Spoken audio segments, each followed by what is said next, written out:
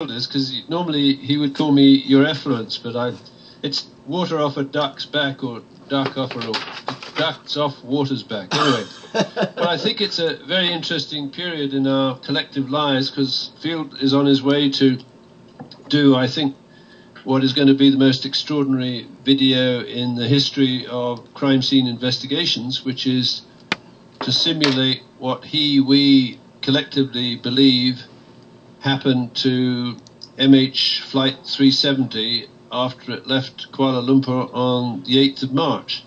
So I will just pick a paragraph from the the letter that went in today, and pop it into the chat room, and then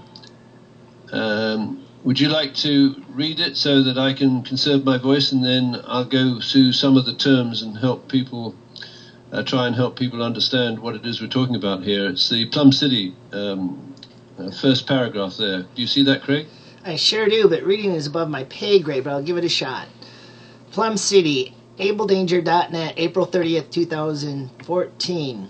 United States Marine Field McConnell has linked Serco Director Maureen Baginski's alleged use of a simulator in the March 8 man-in-the-middle attack on the Boeing uninterruptible autopilot of MH Flight 370 to a cross-keys hack into Barack Obama's flash override privileges over the Serco-operated Defense Red Switch Network, otherwise known as DRSN. Whew! Okay, over to you, David. Yeah, okay, so there's a lot of jargon there, but let's go blow by blow. Okay. So we all know who Marine Field McConnell is. Obviously, he's the star of the show, and he's up in Canada, I believe, as we speak, getting ready for the simulation exercise tomorrow. Now, Serco director Maureen Baginski. Now, this is an interesting woman.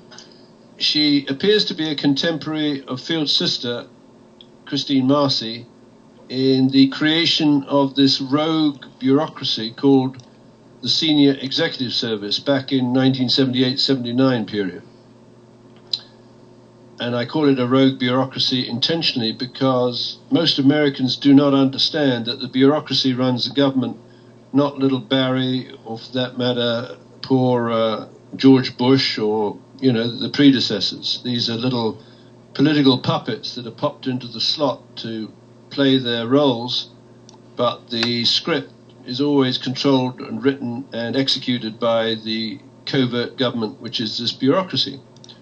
So Christine Marcy and allegedly Maureen Baginski created the Senior Executive Service in 1978-1979, and it is now comprises of around 8,000 to 9,000 unelected bureaucrats at the top of each of the government departments, including the Department of Justice and the Department of Defense.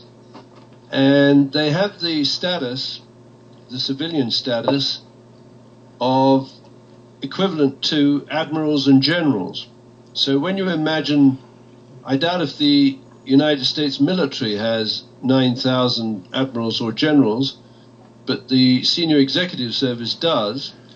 And were you aware of, Craig, I'm sure you are, that they have their own flag? Yes, I believe that the military personnel are supposed to salute it. Am I correct? Well, that's right. So I've seen a few photographs, and obviously this must stick in the craw of some of the military people. There's the Stars and Stripes, which is the generally recognized flag by the citizens of the United States, which one should honor, and I believe it's draped over the coffins of the people that come back from these phony wars around the world.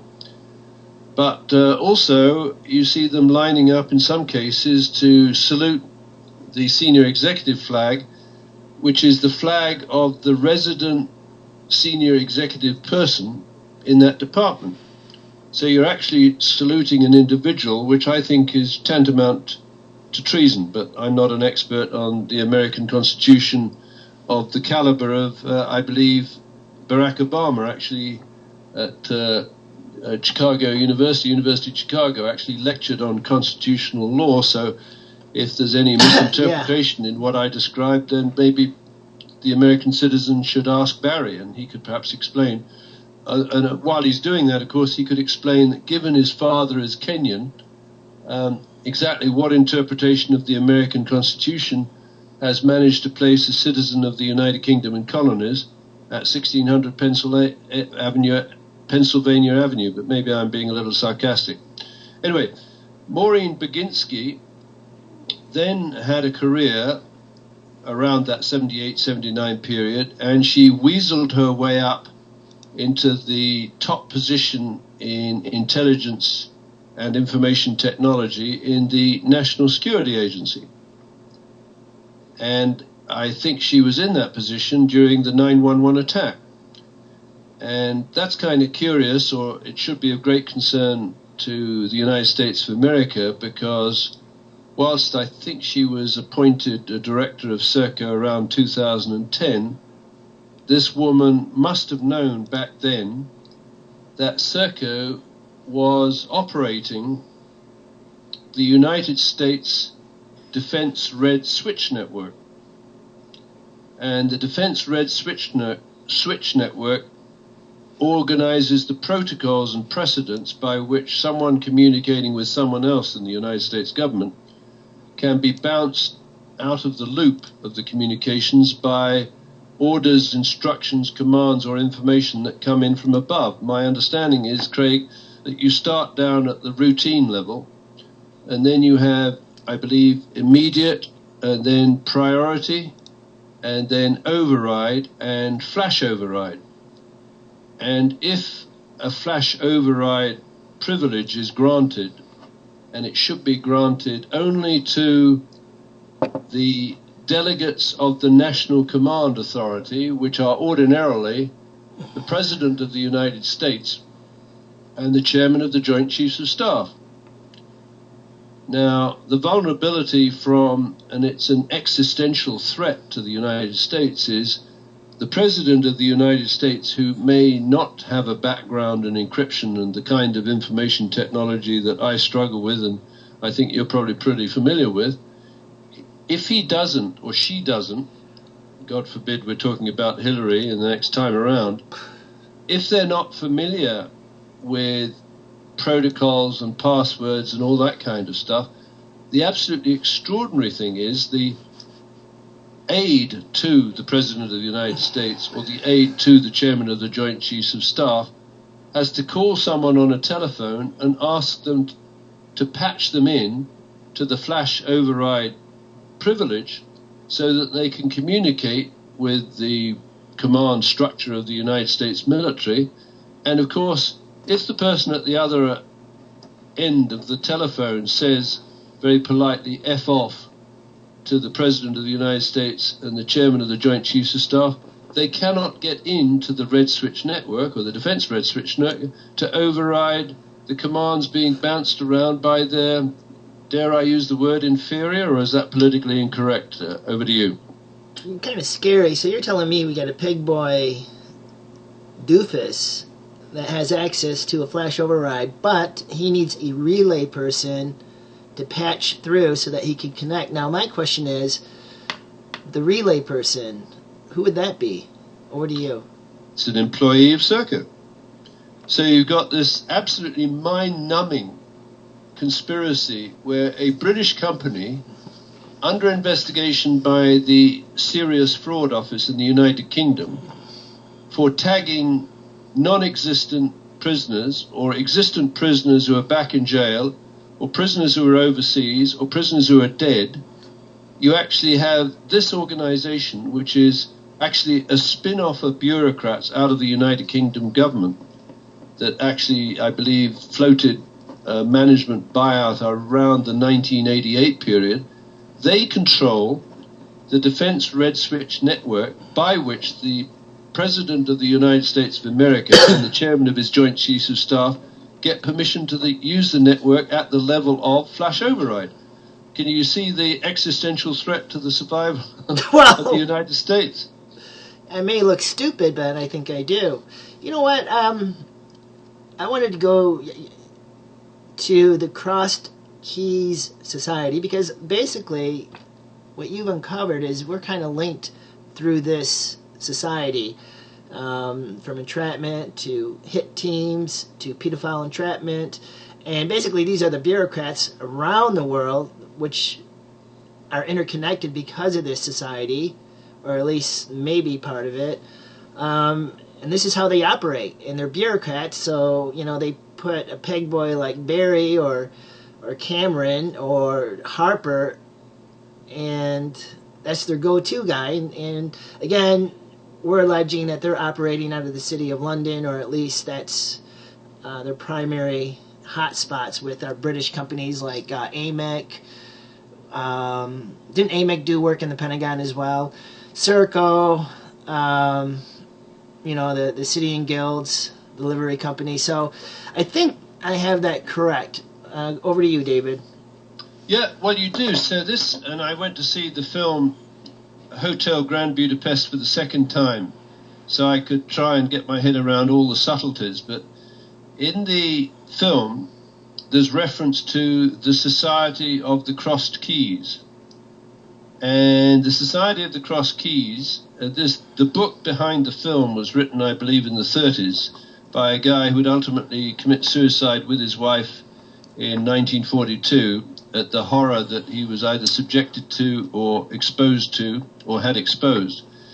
But it looks like the Society of the Crossed Keys, as seen by the author back in the 30s, was the general managers, or in the term in the film, the concierges of the great or grand hotels of Europe, and by extension, I believe, the grand hotels of the United States of America and Canada and Australia and New Zealand. Now, I used to live and work, for about a year or so in New Zealand, and there weren't many of the grand hotels of the scale that you would see in London or New York or Chicago. But let's say in Canada, of course, we have these amazing hotels associated with the railway system that goes across Canada. And the grand railway hotels in Canada are immensely expensive buildings fitted with the latest technology that connected the tired rail traveller to the telegraph system and the post office. And basically, if the general managers or concierges of those hotels were so minded, they could bring in a hit team from another hotel, maybe 500 miles away down the track, to assemble the night before the hit, wherever that might be, at the hotel, to mingle with the triage team in the hotel that would normally be local employees, that may or may not be illegal immigrants, that may or may not be parolees or refugees from a local jail system, to determine the exact timeline of the hit for the following day. And so the Society of the Crossed Keys, as I see it, is a group of people that are bound together in a racketeering, influenced and corrupt organization to execute serial acts of assassination and sabotage and deception. And then, in the phrase that I think is so graphic of the Royal Canadian Mounted Police, operate as a virtual floating matrix and melt away as the legitimate crime scene investigators arrive just after the triage team has placed or removed evidence. Do you think that's a fairly appropriate description of what we're trying to convey, Craig? Yes, I mean, today we have our airlines. We've always had our hotels all the way back how many centuries? The hospitalers, I think that's correct. Hostelers, I think. Hostelers. I believe it was the Harrimans that had control of the railways in the 20s, 30s, and 40s, which doesn't surprise me. When we talk about the Cross Key Society and the interlinking of it, there was a name that I hate to bring up, but I'm curious. Maurice Strong's a name that we haven't covered in a while. I wonder how he might fit into this. Just one more thought for the group. I don't want to stray from your focus, but I wanted to ask you, the Crossed Key Society, you do know that the UBS Bank logo is a crossed key. You do know that the Papal Church is a crossed key. It seems kind of befitting, but again, I don't want to stray from the focus of the bureaucrats and the people actually implementing this virtual floating matrix. So I'm going to give it back over to you. No, yeah, that's absolutely right. And it's all of this. There's a wonderful book. Who wrote it? I read it way back when I was 14 or 15. I was very interested in these esoteric subjects, but I think it was the title of the book is The Migration of Symbols. And, you know, the swastika is a very ancient symbol and symbols like it. And I don't know when the first lock was invented and the key concept, but you can imagine that if you have the lock to a prisoner inside a cell, it'll need a key. And if you have a lock on a guest room in a hotel, it will have a key. And the idea of bringing together this global assassination, sabotage, and deception network really implies all you need to do is to cross the keys over so that a prisoner can either let himself out or be let out of a cell, go on 24 or 48 hours of parole, and move, well, with 48 hours now in present travel, you could be the other side of the world, no problem. Back in the days of the railway system across Canada, 24 or 48 hours would get you a long, long way away from either your prison or whatever. And then you can check into a hotel where the hotel gives you the keys that allows you to get into a guest room or a conference room and meet with the colleagues who are local, who know everyone, including their sexual habits, the chief of police and the judges and that sort of thing. And you can plan on the fly for the hit or the bomb the following day. And then those individuals can hand back the keys to the general manager or the concierge to the guest room. They don't even need to check in on the registration book. I mean, they may not be checked in as guests. They may be given a uniform as a security or a bellboy or whatever. And incidentally, that's a story about the Hotel Grand Budapest is built around bellboys. I strongly urge everyone at Abel Danger to see it, because then I think you've got a much richer feeling about how this organization is structured than I can describe. But then those hit teams or assassination groups, then they may go back to a single hotel or a single prison, or they may disperse to several hotels and several prisons. But you can see the enormous difficulty for the legitimate crime scene investigators. First of all, they get the call after the triage team has worked over the crime scene. If you see what I mean, Craig, over to you. Right. You remember the Sandy Hook, the lone... Well, there was a gunman out in the woods, one or two at least. Jack Mack can verify that. And we never knew what happened to him, but I would assume that would fit in your pattern of a released parolee, prisoner, who didn't get out of the crime scene. Now, in other cases, some of these Zigbees, if that's a term, they don't make it out of the crime scene. They're just executed to cover up the crime scene. So what was your thought on the Sandy Hook about... Oh, and also, just not that one, the Colorado shooting. There was another one or two gunmen that, again, you never hear about afterwards, but I'm assuming that these are script kiddies put in and then removed, and those were kind of sloppy, in my opinion. Over to you. Well, it's almost inevitable, you see, because the caliber of the people that you're using in a hit team, they're basically, you know, the dregs, the bottom feeders out of the jails, because these people have sold out. I mean, for whatever reason they went into jail, it might have been pickpocketing. Of course, the kind of jails and medical programs run by Field Sister Christine Marcy would radicalize these people, and actually... I can imagine, let's say, a 21-year-old young blonde woman, and I'm not making any kind of racist comment here, but let's say she was thrown into jail for, I don't know, pickpocketing or some minor offense, maybe a bit of marijuana, and she's identified by the people who control the databases of the prisoners moving through the system, which was, and I believe still is, Christine Marcy, as a potentially valuable Zigbee agent, maybe because of her looks or the background to her crimes, and she's told she's got a choice. She can either get with the program, that is the program, the Society of the Cross Keys, or she'll end up in a cell with 2 predatory lesbians. David, did you know back in the 40s or 50s, I believe it was Eleanor Roosevelt that was in charge of the women's prison in New York City? That was the same time that, I think it was Helen Starr. She was also working with the prison systems. That was Jane Addams' good friend and lesbian lover. No offense against lesbians. One thing that you brought up before, and you may want to reemphasize, is what did Christine Marcy do when she privatized the prisons, and then you have Serco coming in managing the prison systems? But I believe the United States incarceration rate is higher than any other country in the world. I think I don't have the statistics, but significantly higher. So I'm going to let you expound upon that, David.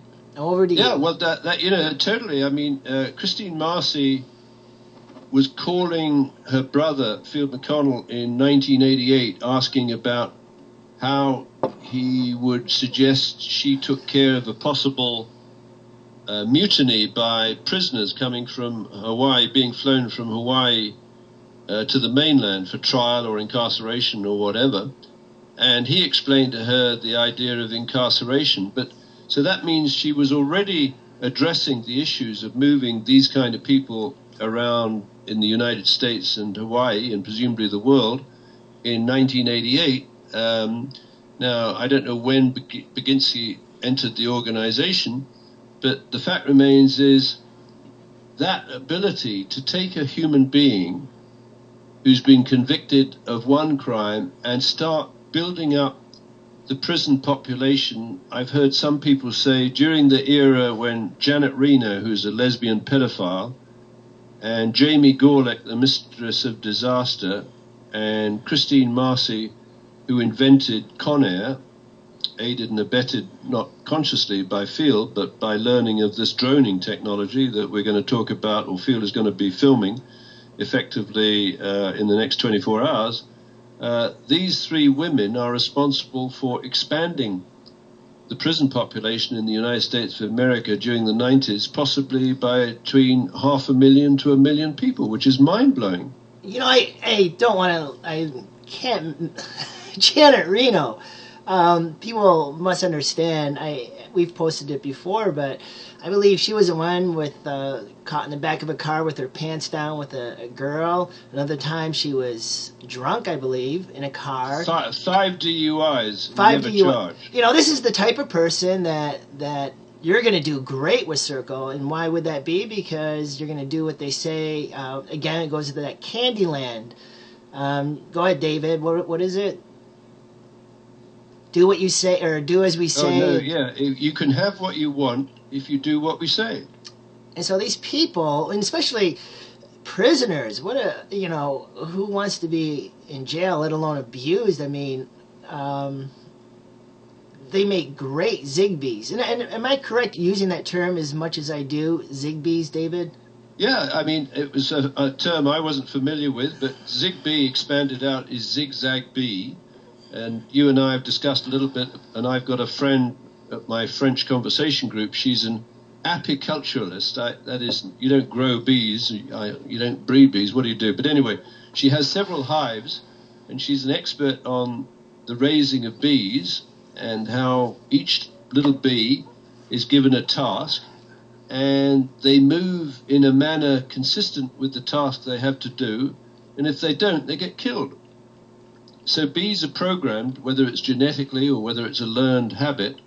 And apparently, Christine Marcy, who launched the Prisoner Medical Services Program in the United States, I keep shaking my head at the power of this woman. And it has to be based on fear. I mean, she's a psychopath. I mean, how can you end up with all of these incredibly powerful responsibilities? Like in 1984... she becomes the custodian with Eric Holder, the present Attorney General, of the Department of Justice Asset Forfeiture Fund, which last year popped in $8 billion of fines levied against people who choose not to go into court, but are deemed by this society of cross keys, if you will, to have more money than they can legitimately justify. And so it's just taken away from them. Like, I worked in the oil industry, as you know, and I would say one of the best oil companies in the world in terms of the professionalism of its engineers. And let me say, right from the scratch, almost all of the international oil companies employ professionals, including engineers, technicians, and scientists who do the best job they can, and the worst job that the average engineer or scientist or technician in the oil industry can do is infinitely more valuable than the best job a lawyer like Barry can do, or someone who studied philosophy, politics, and economics at Oxford University, such as Tony Abbott, the Prime Minister of Australia, or David Cameron, the Prime Minister of the UK. Well, David, let me interject, because I want to make clear to people that just like the banks, when you go into a bank, and I can tell you the banks around here are fantastic, the people are friendly. I mean, they do hire incredible people. It's the bureaucrats at the top that set the policies and then put these nice people, they surround themselves with this facade, and basically as the bureaucracy continues towards the direction they want it to go, or their plans or whatever, no one around them knows what's really going on except the bureaucrat deeply embedded. So that's why we keep focusing on people like Maureen Baginski, who very few have ever heard of, Christine Marcy, because they are embedded at the top of this bureaucratic pile of shit. So I just want to make that clear to listeners. Over to you, David. Yeah, that's right. The bureaucrats are invisible, and they surround themselves with a cushion of well-meaning, honourable people. And I tell you what, when and if, and I don't know if I can do that, when and if the engineers wake up, right, or the pilots wake up collectively, these bureaucrats will wish they've never been born, because they're not frontline characters. They can't survive in the real world. No. Because essentially their role is parasitical. So they've assembled this extraordinary spectrum of talent, and I think that's the right word, in the prison system, probably in excess of 1 million people, not all of whom have been compromised, you see, but within that prison you can have extraordinary range of talents, including Conrad Black, the publisher of the Hollinger papers that the courts in Chicago managed to put behind bars for 5 years.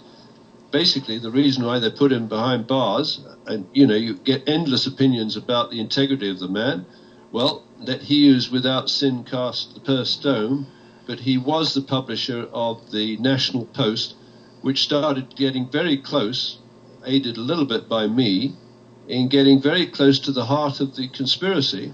And they decided, well, one way of eliminating that hunt for the truth was to accuse Conrad Black of misrepresentation and fraud. And I think he had about 15 charges against him that associated with racketeering, and I think they had to drop about 13 because the evidence wasn't just there.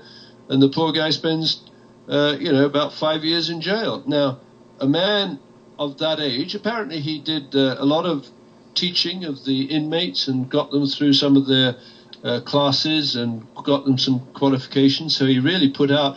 Now, can you imagine the difference in the value of a man like Conrad Black teaching his fellow inmates something of use, and little Barry Obama as a peg boy in a major jail? I mean, what would Barry teach him?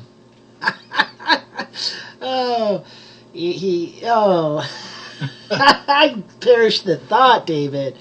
Well, there's that wonderful image that I think is in your collage of Barry, with his smiley face, and he's being addressed by a captain of a ship. These people, and you corrected me before. We got to be careful. We say psychopaths, but they're basically sexually deviant, narcissistic, white Anglo-Saxon male haters. I don't know how to explain it any better.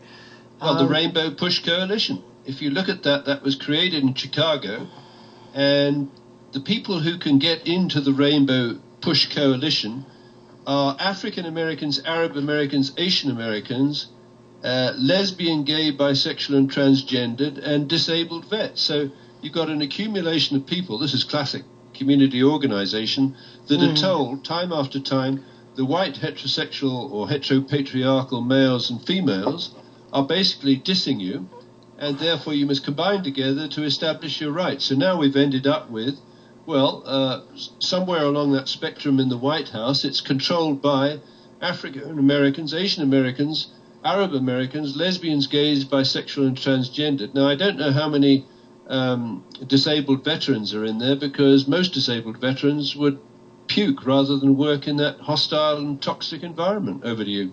Oh, how do I follow up on that one? Let's now, I don't know what time Field is going to be testing the UFly.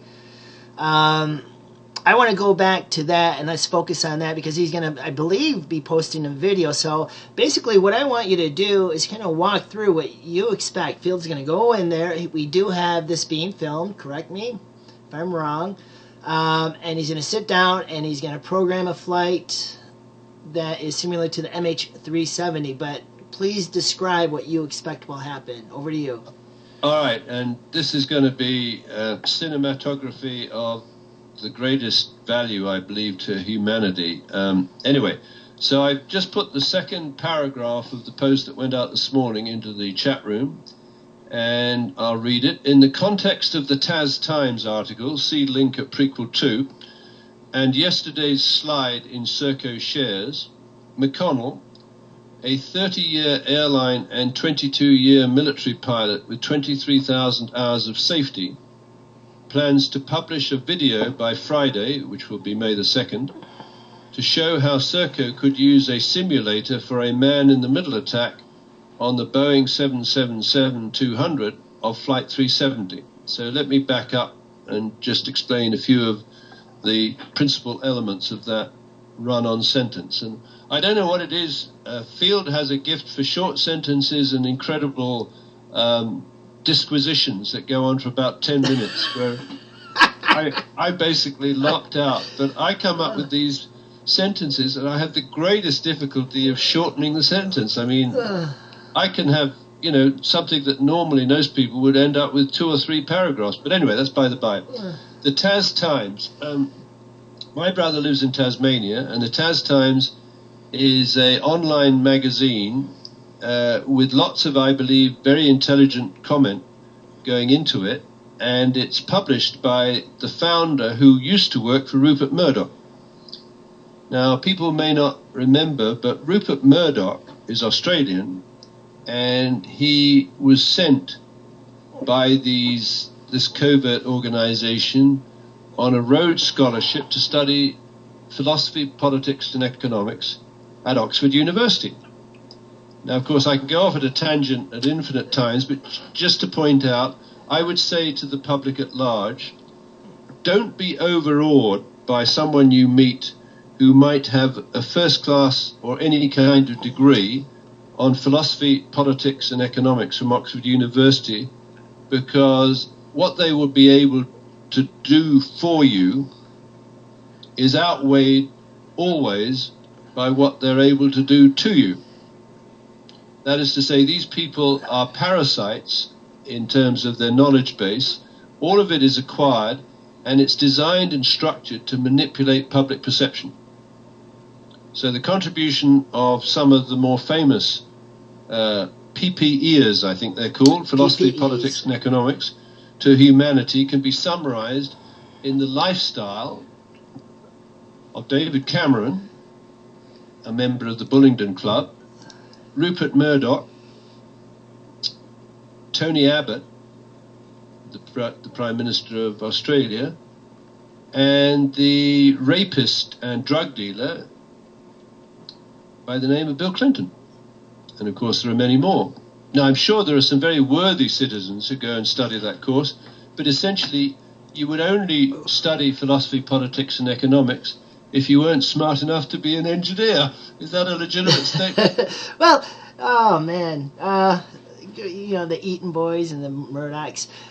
There was a picture we uncovered. What was her name? She was a teacher Gabrielle. Oh, and Gabrielle. Dear. She was, I believe she must have been a member the Nazi of the Hitler Youth. Correct. And that's the type of a Jewess. Yes. And she would have been she would have been a member of the Hitler Youth in the run-up to the Second World War, and therefore she must have been a collaborator and seen as useful to that movement, which essentially bred, I'm not sure that is the right word, but I can't find the right word just off the cuff, but the Hitler Youth appears to have been structured by the Society of Crossed Keys to arrange for males and females, boys and girls, to be split and put into same-sex camps and radicalized sexually. Well, don't forget, I mean, and we uncovered this around the time the KPMG, his father was actually executed, but he had a son, and his son became the founder of, not KPMG, but one of the Goerdeler. Yes. That's Kellogg, Pete Marwick, Goerdeler, and Goerdeler's father was executed for his role in the attempt to assassinate Hitler.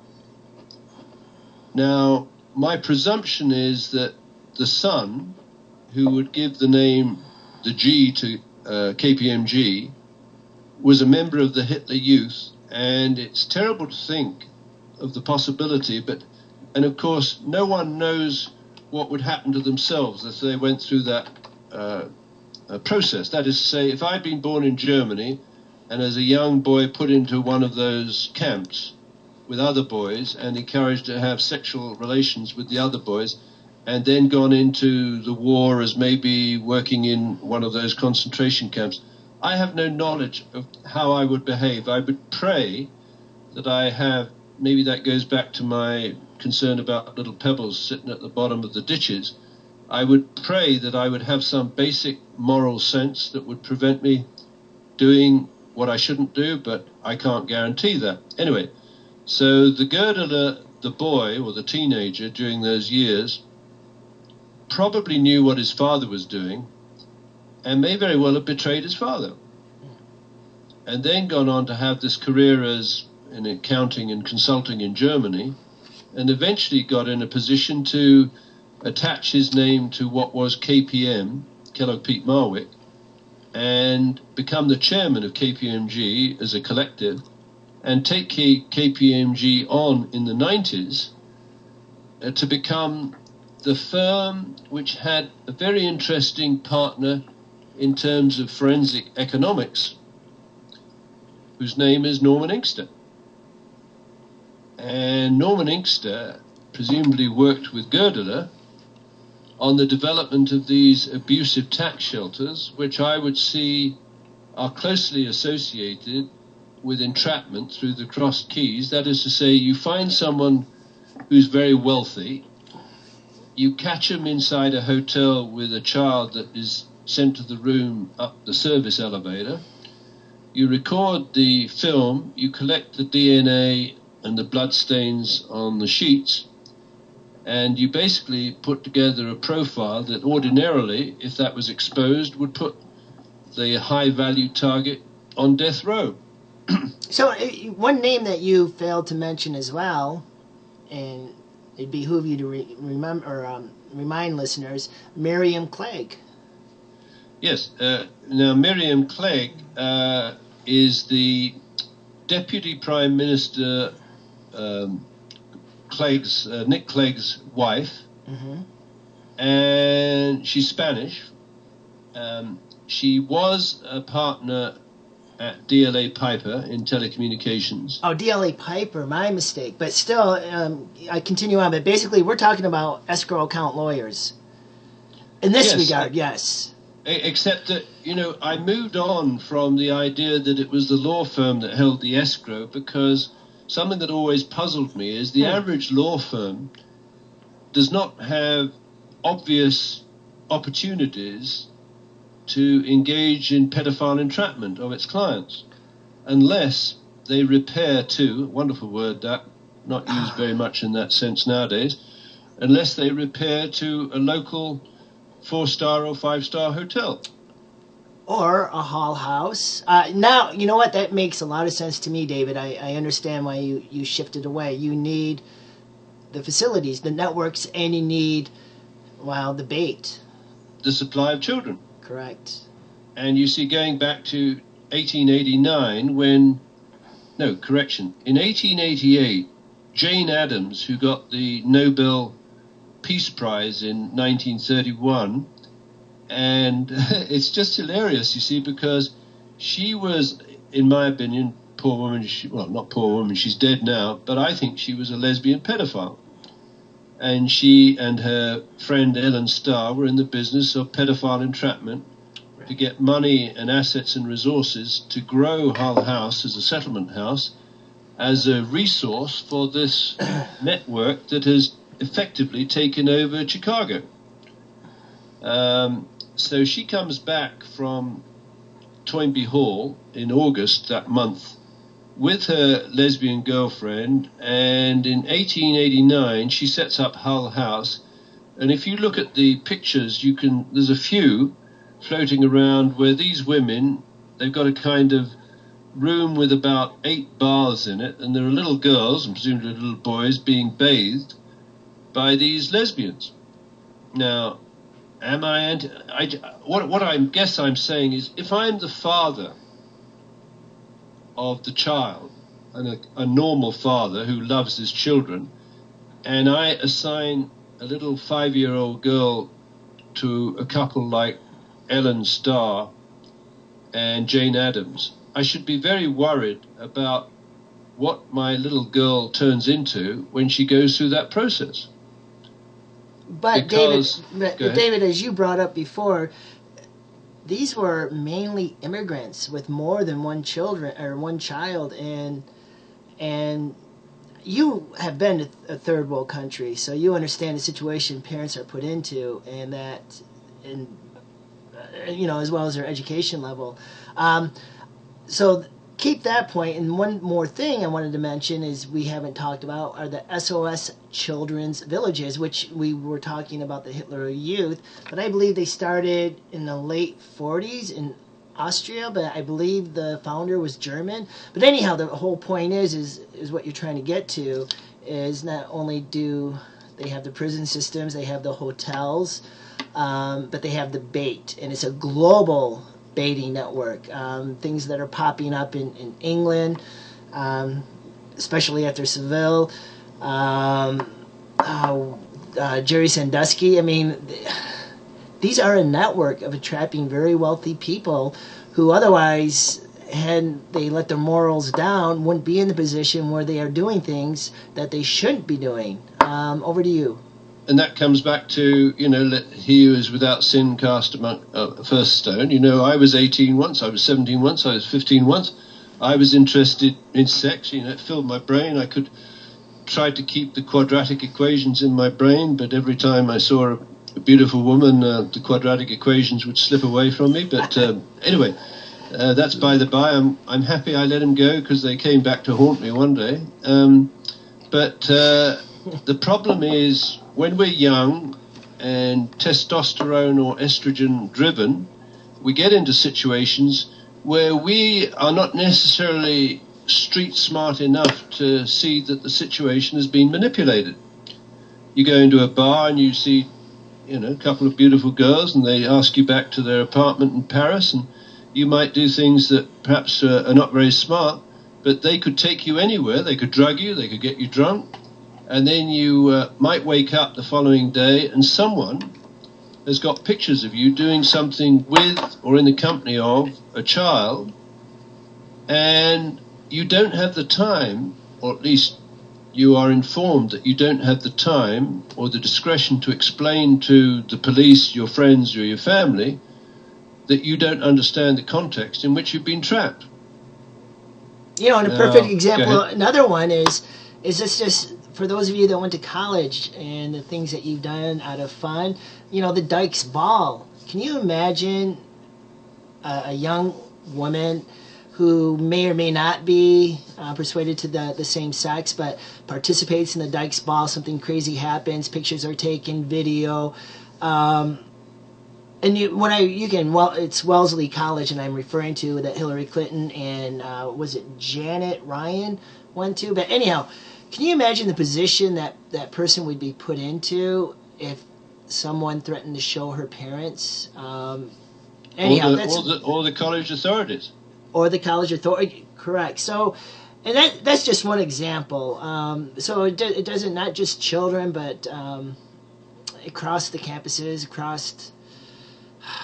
It's just, you make one mistake and you're going to pay for it. And again, we go back to Canary Wharf and HSBC and D2 Banking and Matai, where they... DK Matai, yeah. And D2 Banking, you see, they talk about, digital data banking or something like that. And they collect the genome history of individuals and families and wills and testaments and videos and so on. And as far as I can see, it's the repository or archive for material that would bind a family, even ostensibly as powerful as the Rockefellers or Rothschilds, for eternity, one generation to the next, because there are images of a grandfather doing something to a grandson or a granddaughter.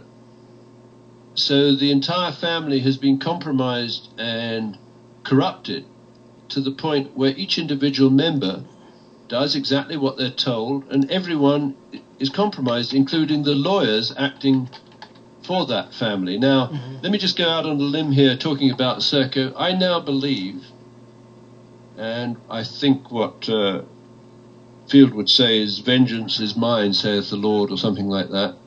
We at Abel Danger should now seek the liquidation of Serco.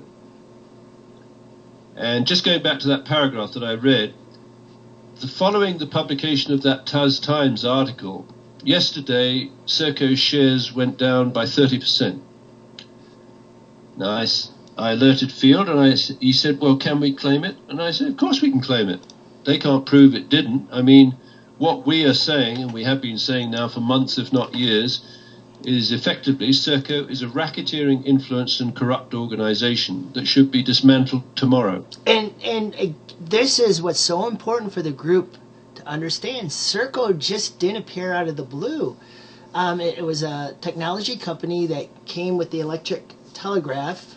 From there, Marconi, I believe. From there, RCA, which is all patent-driven technologies that dealt with communications. And so they have been controlling it, changing the name of this company, or this entity, I should say, that has put us in a position that we are in now. And now Serco has actually gone beyond what the other one started, and has gone into prisons, has gone into control of time, nuclear weapons, air traffic control. Air traffic controller. So this is a global terrorist network. This is not a corporation. This has been going on for nearly 2 centuries. So it's not just Serco. We're talking about their enabler, I should say, their company enabler, their corporate enabler, to do what they're doing to us now. So I'm going to give it back over to you, David. Yeah, Serco is the how shall I put it, the delivery instrument of the Society of Crossed Keys. For example,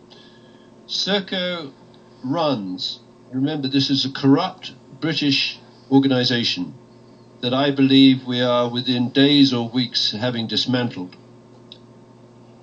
It has been given the contract to operate the United States Patent and Trademark Office.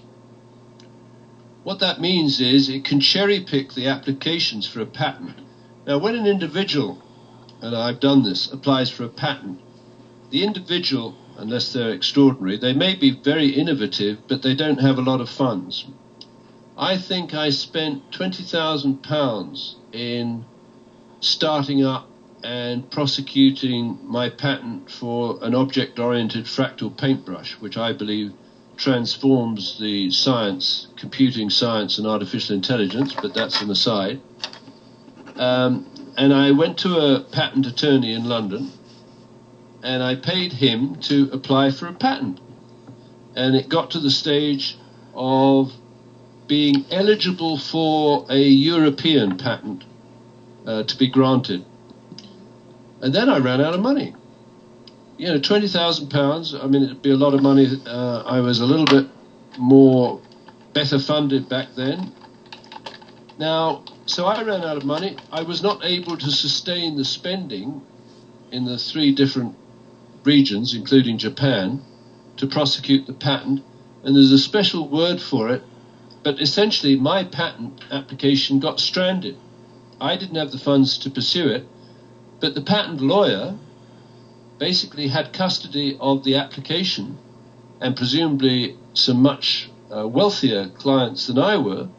And I have reason to believe that the patent was then presented to the lawyer's other clients, and they were given the opportunity to prosecute it.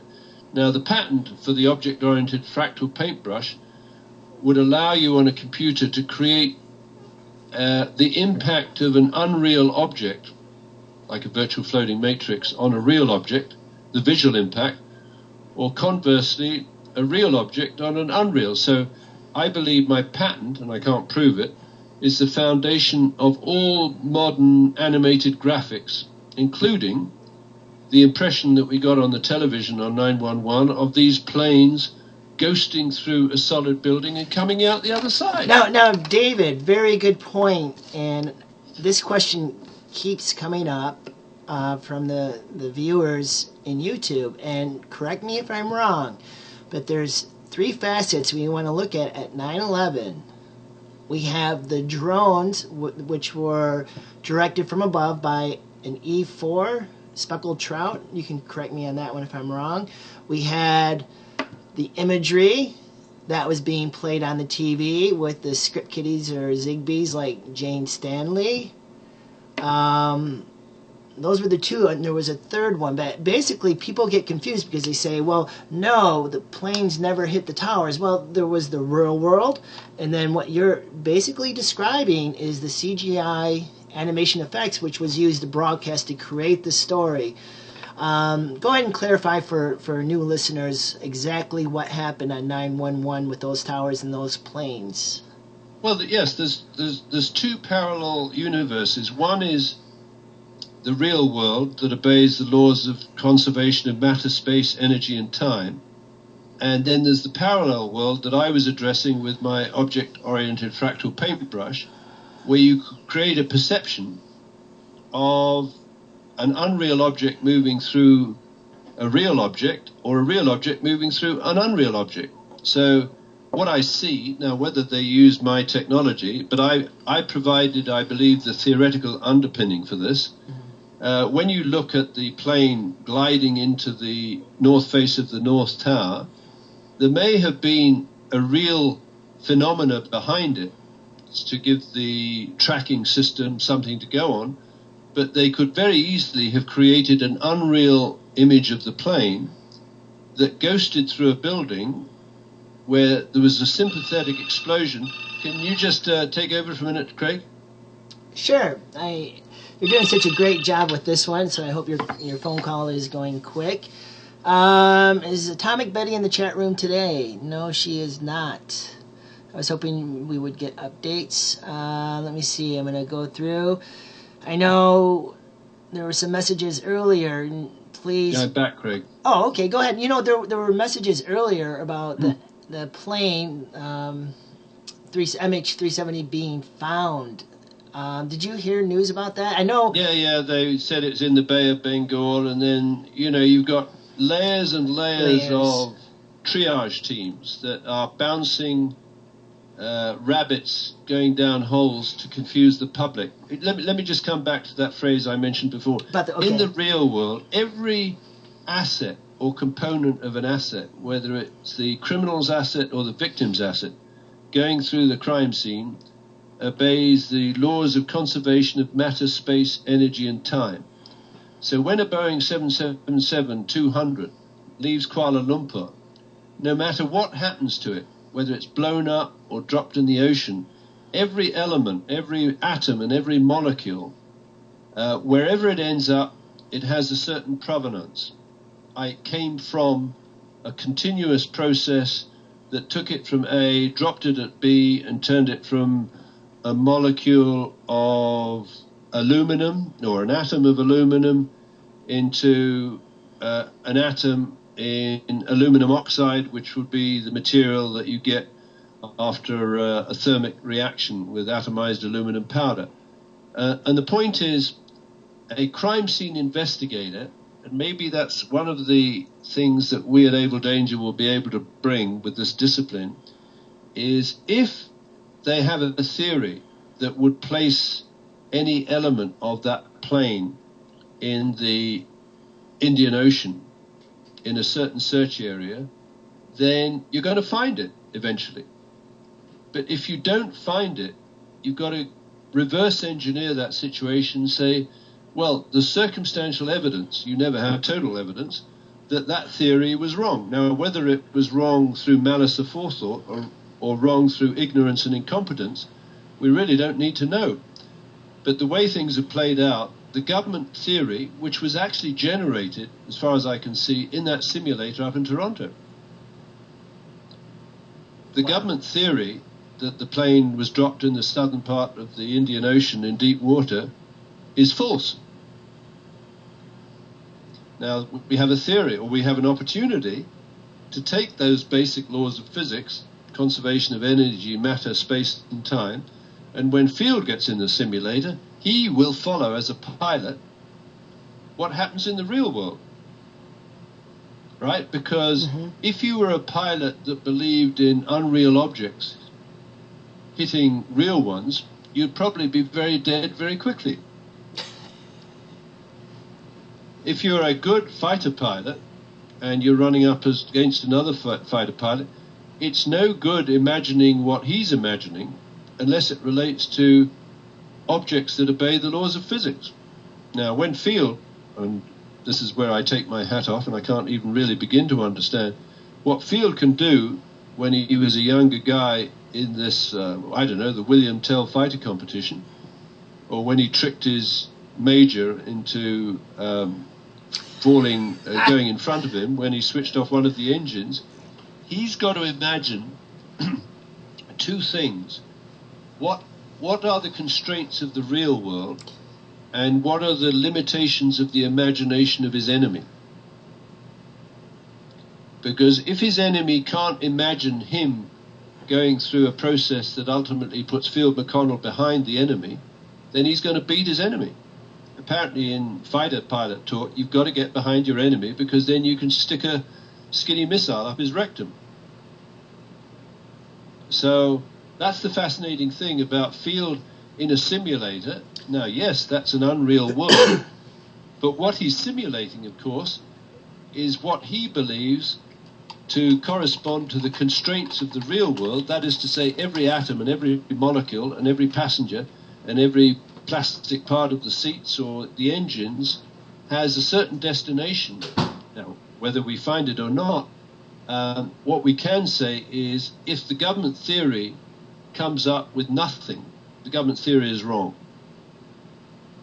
Now, if we come up with a theory that the plane flew up to cruising altitude and then something very interesting happened, I believe that someone or two people sitting inside a simulator, not necessarily the one near Toronto Airport, but let's say for simplicity, a couple of people sitting in that simulator were slaved through their communication system so that, and there are two seats, one of the individuals was talking to air traffic control at Kuala Lumpur, and the other was talking to either the pilot or the uninterruptible autopilot on the plane. And what you have there, Craig, is a classic man-in-the-middle opportunity. That is, the pilot of the plane believes he's talking to air traffic control, either signing off at Kuala Lumpur and signing on to something else that might be Vietnamese air traffic control, but it's being spoofed by someone up there in an AWACS or an E4B. And conversely, air traffic control believes they've handed off or received a confirmation of the handoff to another airspace from a pilot who they believe to be the pilot inside the plane, but may be the pilot in the simulator. From an electronic point of view and a patching point of view, it's trivial, as long as you have the crossed keys. That's the key. If you have the crossed keys, which allows you to switch the simulator into the communications between air traffic control in Kuala Lumpur or Vietnam and the plane, you can present yourself as an entirely credible interlocutor, which then generates this myth, both from the point of view of the air traffic controllers in Kuala Lumpur and the pilot, who of course may be dead, that results in a search arc 10,000 kilometers long, linking Kazakhstan to the coastline of Western Australia. And essentially the public is being manipulated, and they're looking in the wrong place. Well, and you draw these conclusions or these allegations because I think it started with 911 when we got the timestamp with the date, which was one day after the timestamp of the impact of the supposed plane, but we presume from the Skyhawk Warrior missiles. And then also the time, and you linked up that it must have been Australia and Russia. And that was being a man-in-the-middle attack through Bill Clinton, who was in Australia at the time. Correct. Yes, it was actually in a hotel. A man-in-the-middle attack on the president's defense red switch network, the president of the time being George Bush, who had been moved out of position into an elementary school where he was given a pet goat story, because the objective of these people is to humiliate and ridicule legitimate public servants. Now, I notice I've come into a lot of hack because, well, from certain quarters, that I'm defending George Bush. I'm actually ready to defend almost all of the people involved in this mess, because I think the great majority are unwitting targets and a minority are targets of entrapment and extortion, where they know what the right thing to do is, but they're too terrified to do it. Right, and you got to clarify, because these people, I mean, George Bush and his family have a lot of damage they've done to our country. But what you're suggesting is on that given day, these narcissistic bureaucrats set him up as a patsy, and he got caught in the middle. And what could he do except play along, dumbfounded, and hold a book upside down? I believe that's what you're suggesting. The man is not innocent for other crimes, but on that given day, he was set up.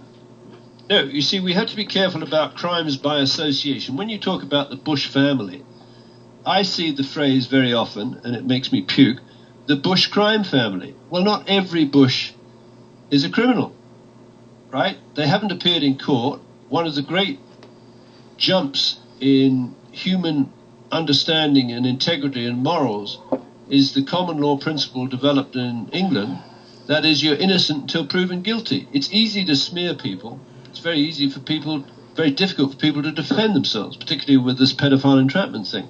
So we haven't taken George Bush to court, and as far as I'm concerned, I'm not going to waste my time attempting to.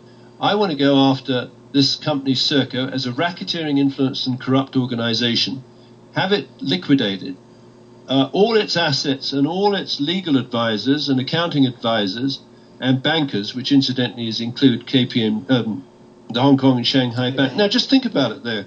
Let me just do a riff on that. The Hong Kong and Shanghai Bank Corporation are the bankers, the principal bankers of Serco. About, I guess, a year ago, the Hong Kong and Shanghai Bank Corporation paid a fine of $1.9 billion into Christine Mars's Department of Justice Asset Forfeiture Fund as a way of avoiding its directors being treated under RICO for money laundering and drug trafficking with the Mexican cartels. And apparently they had to buy the bank bought an armored personnel carrier to take the money into its branches in Mexico. Now, I don't know what qualifies for a racketeering, influence and corrupt organization enterprise, but damn it, the bank should have been shut down. Now, go back in history. Plus ça change, plus c'est la même chose, which is French for the more it changes, the more it's the same thing. The great-great-grandfather of David Cameron, Sir Ewan Cameron, was the boss of the Hong Kong and Shanghai Bank Corporation in London in 1865. And that's the world's #1 opium bank. It was then, and it is now. And it's the bank for Serco. And Serco is the technical arm of this bank, which allows the bank and its various investors to deploy a matrix, a virtual floating matrix of crossed-key pedophile blackmailers, extortionists and killers. Anywhere, anytime. So we haven't got very far through that second paragraph, but let me just... Okay, it's just so fascinating. So McConnell, a 30-year airline and 20 okay, we know all that stuff. Plans to publish a video by Friday, May the 2nd, to show how Serco could use a simulator for a man-in-the-middle attack on the Boeing 777-200 of Flight 370. Any more questions about that paragraph, and I will pick up the third paragraph and drop that into the chat room. All right. Any questions? No, I just have one comment. Get the out of the United States, Britain. What is a British company like Serco doing in our healthcare system, doing in our prison systems, doing in our patent and trademark office, control of that? Get the hell out. AMEC, what is a British company doing working on the Pentagon? Come on, wake up, people. Okay, go ahead to the third paragraph. Well, and then you realize that the navigators for the Affordable Care Act, known as Obamacare, is Serco. Correct. And again, they were being reviewed for, there was an issue on their health care. Again, just like the prison. I mean, no wonder their shares are collapsing, but the company needs to be dissolved. I mean, and I agree with you. I don't want to get sidetracked. It really upsets me that people just don't see it. Well, it's an abstract. You see, it's this virtual floating matrix bonded together by fear and terror and sex and greed, where no individual, every node in that network is expendable. Barry is expendable. If you look at the man, he's never done anything other than, as a community organizer, rub raw the sores of discontent. He's operated in Chicago as a lawyer. I think he was served what do you call it, an internship at Sidley Austin in 1991. His Big Michelle took him over after being groomed by Bernardine Dawn, the leader of the Weather Terrorist Underground organization, in presumably entrapment of the young women interns at Sidley Austin. He loses his law license, I believe, in 1991, as far as I can tell, because he and his wife were shaking down the clients of Sidley Austin.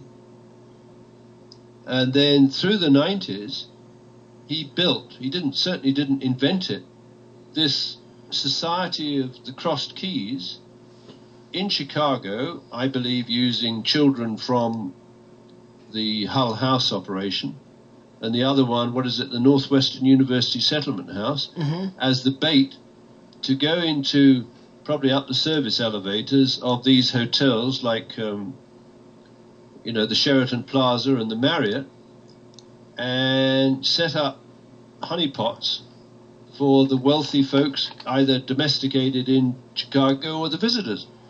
So basically that extortion, racketeering and corrupt organization. So now, if I'm correct in that analysis, Serco has to have people on the ground in Chicago running surveillance.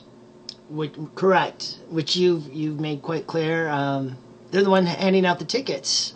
They got the park contract right with the Chicago Revenue Authority, if that's the right term, for collecting the parking fines. Now, that's the perfect alibi to have people on the streets watching to see if there's anyone who might blow the whistle on a citizen of the United Kingdom colonies and an habitué of the man's country bathhouse, who gives and receives, well, we won't go into details of what he gives and receives, to make sure that there's nothing to prevent him from getting into the White House and ultimately maintaining the fiction that you've got a legitimate American citizen as President of the United States with flash override access to the Defense Red Switch network, which gives him the opportunity, either him or his delegates, to override any command in the military lexicon of the United States, including a decision to take over the Boeing uninterruptible autopilot of MH Flight 370 and fly it to a destination used by Christine Marcy for the rendition and torture of prisoners. It's in the 90s, Diego Garcia. Now, whether it's Barry Spataro in the arms of his bodyguard Reggie Love, well, think how obscene this is. Listen, I have a child, and I just cringe at the thought that they're teaching history, and they're immortalizing presidents as these incredible people, and what a bunch of bullshit. Here we have a kid in a Jakarta hotel as a child, likely used for pedophile entrapment, who goes to Chicago, Trinity Church, and is in love there with a bunch of boys who ended up being snuffed out before his elections. I mean, and the guy can't even read except from a teleprompter. I mean, and he's a complete idiot. And he's the ultimate script kiddie. You see, I know that. He's not an idiot. I take that back, but, he's not what we are taught that presidents should be, that these are, brilliant people, that these are leaders, like a JFK. Whereas, in fact, they're George Bush, you see, just remember, as Field has said, and I have, a fairly good view of people who can function under pressure in the physical world and make good decisions, etc. And when you have a fighter pilot, like George Bush, flying towards another fighter pilot at a closing speed of 4,000 miles an hour, and they do certain things and certain maneuvers and they survive, to me, those are remarkable people. If Barry Spataro approached me from behind, I'd be running. I would be running. Right? So it's as simple as that, isn't it? If you were in a room doing 3 or 4 rounds with Michelle Obama, right? Perish the thought. You'd need your wits about you. But now, to go back, what makes these individuals such great script kiddies? Because if, for instance, Michelle is a guy and it's Michael, I mean, we know Barry, I mean, Lord knows his complete past, but what other direction do they have? Because the truth can never be told.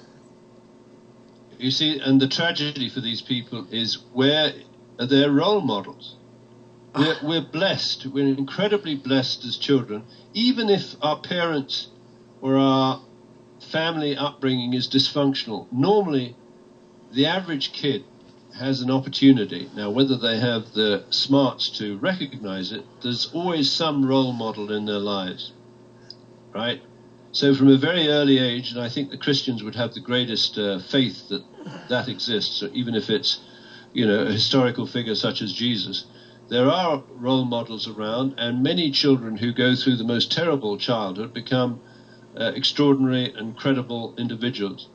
Now, certain children... Now, can I blame Barry Spataro for becoming what he became? If at 7 years old he was assigned a cross-dressing male prostitute as a nanny called Turdy, I mean, I shake my head. Right. He didn't stand a chance. Well, it's the same with the 2 Obama children. Who knows where they came from? Certainly not from Michelle. We'll never see a DNA sample on that one. But you know, this is their life, and it's just, oh my gosh, Mensa. Oh, did you just see that picture? Oh, I just cringed. Oh God. I lost my train of thought. Can you pick up for me, David? All right. Okay. Just to do a continuing riff on Serco. So, Bill Clinton and Phil's sister, Christine Marcy, appear to have given Serco an opportunity to operate 50 FAA contract towers in the United States starting in 1994, which means they've been given an opportunity to set up a man-in-the-middle attack on any asset in American airspace. And you don't necessarily need a simulator inside those contract towers. All you need is a laptop with a drag-and-drop interface of the kind developed by McDonald Detweiler in Richmond, British Columbia. And with that, any air traffic controller, so minded, could capture any aircraft carrying the Boeing uninterruptible autopilot and fly it through the decoy and drone maneuvers that we witnessed on 911. One question, I before it slips my mind, because this came up a few days ago. You know, there's a lot of stories going around regarding why MH370 was taken out or flown somewhere else. I want to make clear with you that this was pre-scripted. This was planned in advance. Am I correct? Yes, totally. And by hacking into the Defense Red Switch network using the flash override privileges, ostensibly limited to what is known as the National Command Authority, which is either the President of the United States or the Chairman of the Joint Chiefs of Staff, which is now Martin Dempsey. And incidentally, Martin Dempsey describes himself as an Irish American. I don't know what Barry describes himself of, whether he's an African American or a Kenyan American or an Anglo American. But I'm always worried, as I mentioned the last time, when you've got these hyphenated Americans floating around. Like, why do they need to hyphenate? Is their loyalty to the United States of America, the Republic and their oaths, or is their loyalty divided amongst the Irish, many of whom, for whatever reason, hate the Brits or the English or the Protestants, etc., etc.? Because basically you've got a very dodgy command network. If the command comes down the system that requires a choice between boosting the interests of the Irish as opposed to boosting the interests of the non-hyphenated Americans. And let me just flip to the chat room, and you can see there what I put in. Yes. Not only have Serco run the United States Patent and Trademark Office and the Navigator services associated with Obamacare and the FAA contract towers, they've even been given the contract for Marine training combat support. That's a British company. You know what? We came across that on one of the recent attacks in Serco. Which one was it? You're the one that uncovered the fact that Serco had signed the contract. There was an attack about a month ago, and lo and behold, just prior to it, Serco had signed a contract for the USMC training, and it was at this unit. God, that makes me angry. But no, you're right. You mean the Navy Yard? Or? No, it wasn't the Navy Yard. It was it was a re-attack. It was the one that happened. Oh, I don't want to. Maybe someone in the chat room knows what I'm talking about. The one question I posed to you, and I don't think you answered it the way I was looking for. It was pre-scripted. What I mean is that we had Savadge in a flight simulator prior to the actual attack. Am I correct? Yes. How much?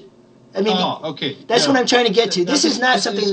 This is hypothetical. Okay. We have Martin Savadge, who's born of British parents in Quebec at La Chaîne, and he's a investigative journalist or reporter for CNN. And he's on holiday on vacation in Australia on March the 8th when the plane was hijacked. Now, I can't find out which hotel he was at, but for the sake of argument and let them prove otherwise, he's at a Sheraton hotel, which is part of the chain owned and controlled by the Starwood Hotel and Resorts Group, which has over 2,000 hotels, including the Westin hotels and the W hotels. And Starwood used Serco to install its satellite Wi-Fi systems at every one of its hotels, and that was connected to the hotel's security system. All right, now before you go further, because you go into a lot of detail and a lot of our listeners, it's difficult. So here we have Martin Savadge. Was it Martin Savadge? Martin Savadge, before the attack. Now, was it just coincidence that, was it him that met with the autopilot? CNN? Yeah, but let me just get back. Continue so on, the 8th of March, when the plane was hijacked, right, and the Prime Minister of Malaysia said it's hijacked, right, and for obvious reasons we agree with him. Mm-hmm. Now, with access to the hotel, which we don't yet know where he stayed at, he would have had access to the command and control system set up by a number of Sheraton employees in conjunction with Serco. One of those Sheraton employees, back in 2010, his name is Robert Diduco, I think that's right, was arrested in 2010 for child porn and found to have possession of 27,000 images of the most brutal child pornography on the hotel's computer, where he was general manager. It's the Sheraton Hotel in Framingham in Massachusetts. Now, that man, arrested in 2010 for possession and production of this horrific portfolio, had had a 24 or 26 year career in the hotel industry, including Sheraton for 8 years, and then variously Marriott Hotel, Doubletree, and Hilton. And Doubletree has been bought by the Hilton Group, which is now owned by the Blackstone Private Equity Group. Now that means we can infer that Robert Diduco entered his career in the hotel industry to develop this crossed keys pedophile blackmail matrix in progressively Marriott Hotel, Hilton Hotel, Doubletree Hotel, and finally the Sheraton Hotel. So when Martin Savadge was in the United States, it's a reasonable assumption that in real time he was plugged into the network that had developed the script, the Wag the Dog script, to capture through the Red Switch network installed by Serco in Sheraton hotels for traveling members of the National Command Authority. He could have, quite reasonably, been following in real time the hijacking. He gets called back to the United States of America, where he's working for and with CNN as an investigative journalist, and on the 14th of March he's sent up to Toronto. My guess is he checks into the Sheraton Gateway Hotel at Toronto Airport, where Field should have checked in by now. And then he gets a 5-minute or 3-minute taxi ride from the Sheraton Gateway Hotel at Toronto Airport, and he books, if it hasn't been booked before and used before, the UFly Boeing 777-200 fixed base simulator, and then tests out and speculates on the various Wag the Dog stories about what might have happened to MH Flight 370 over the next 5 weeks. That is to say, he locks out all the other media chains. Now, he's not a pilot, and the guy who's training him is an amateur pilot who only knows how to fly small planes. He is not licensed to fly, and remember, this is an entertainment facility that's bookable at $168 an hour. It's not a movable platform simulator or a full motion simulator. It's a fixed base, with a realistic mock-up driven by some fairly powerful software technology of the Boeing 777-200 of MH Flight 370. So you've got a guy who's not a pilot sitting beside a guy who's not registered to fly real Boeing 777-200s, and they develop wag-the-dog scenarios that I would argue, apparently CNN has a listenership or potential listenership of 100 million people. It then directs public perception, and by osmosis or whatever you like to call it, the military perception of what might have happened, and they end up fishing around in, 12,000 feet of water in the southern part of the Indian Ocean, at the one end of an arc that's 10,000 kilometers long, and the other end of which is hooked up to Kazakhstan. So you can see, Craig, essentially, it's a public perception manipulation exercise. Correct. Driven by two guys who I believe the training pilot has been fired because he was wearing a plaid shirt. Now, why would they fire him because he's wearing a plaid shirt when it's an entertainment facility? He's not there to represent any kind of military organization. He's not dressed as a pilot. He's not qualified as a large jet. He's not allowed to wear one of those pilot uniforms that I believe Philby wearing with the 4 rings around it.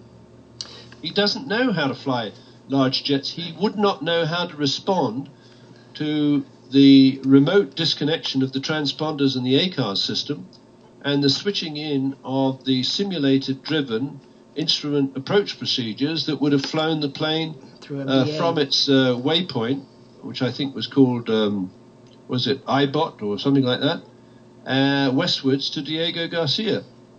David, so I'm gonna stop you there. What you just covered in the last 5 to 10 minutes is perfect. I think you did a very clear job of what we expect. I would like to see Field send an invite to Savadge and ask him to attend and let a real pilot talk to Savadge and explain to him what's going on. Of course, that won't happen. They don't want experts. I got to take off, so I thought you did a great show today. I'm going to give you the last few moments to wrap up, but I think if people absorb what you just said in those last 10 minutes, they would capture what you're trying to convey and what Field's trying to do today, and we should see the video of that flight simulator and his explanation from a true expert with 23,000 hours of safety flying with no errors, no accidents, and a record-setting fighter pilot. So, David, I'm going to hand it over to you. When you're ready to go, just let me know. But thank you for all the information you've shared today. Well, thank you, Craig. Thank you for hosting. And let me just conclude with this last paragraph, which has gone into the chat room, that just indicates the collapse of, the willing suspension of disbelief. That's something that in fiction, I think that's a phrase from Somerset Maugham, that when we read a novel or we go to the cinema, watch a movie or go to the theatre, we are encouraged to suspend our disbelief, to believe in what we're looking at as real, at least for the period we're sitting in front of the screen. Now, let's look at what Serco is doing in terms of the Marines. Under this contract, Serco will support, that's Marine Combat Instructor School, training, systems integrations and operations in a classroom, and operations center environment in support of MAGTF, that's Marine something or other, Staff Training Program Division sponsored and supported events. Serco will deliver collaborative tools and web development for garrison and tactical event environments. Training support will include warfighting skills and seminars, mission rehearsal exercises, C2, that's command and control systems, and combat simulation. Serco expects to hire over 100 new employees to support this contract at 6 sites around the world. I would suggest one of those sites is Diego Garcia.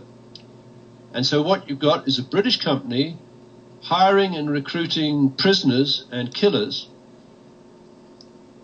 for combat training of United States Marines. I rest my case.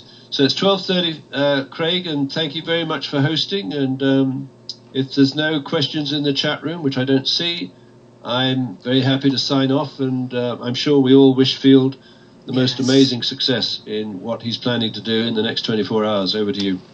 David, thank you very much. Response from the chat room has been real positive. You did a great job. You really did. You broke it down. I'm anxious for Field to come back. This is significant.